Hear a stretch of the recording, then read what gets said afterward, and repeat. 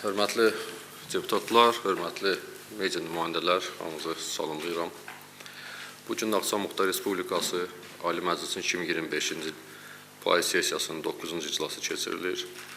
Bugünkü iclasda 44 deputat iştirak edir. İclas öz işinə başlamaqda səlahiyyətlidir. Ali Məclis sədrinin birinci müavini Bəxtiyar Məmmədov diqqətə çatdırıb ki, bugünkü iclasın gündəliyinə 3 məsələ daxil edilib. Gündəlikdə duran birinci məsələ, 3-cü oxunuşda olan Naxçıvan Muxtar Respublikasının Vəkillər Kollegiyası haqqında Naxçıvan Muxtar Respublikasının qanununda dəyişiklik edilməsi barədə Naxçıvan Muxtar Respublikasının qanun layihəsi ilə bağlı Ali Məclisin Hüquq Siyasəti Komitəsinin sədri Əjdər Əliyev məlumat verib, qanun səsə qoyularaq qəbul olunub. İclasda gündəlikdə duran ikinci məsələnin müzakirəsi zamanı Ali Məclis aparatının rəhbəri Ülvi Hüseynli çıxış edərək Naxçıvan Muxtar Respublikası Ali Məclisinin illik fəaliyyəti ilə bağlı məlumat verib.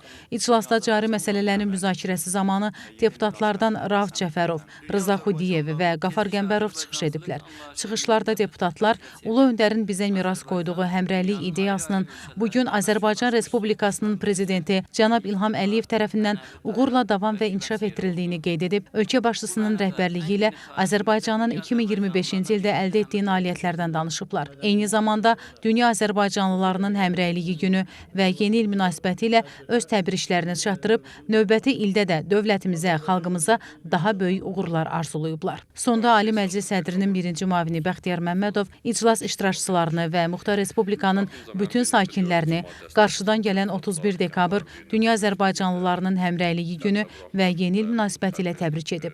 Ardınca Bəxtiyar Məmmədov Naxçıvan Muxtar Respublikası Ali Məclisinin 2025-ci il payız sessiyasını bağlı elan edib və Azərbaycan Respublikasının dövlət himni səsləndirilib.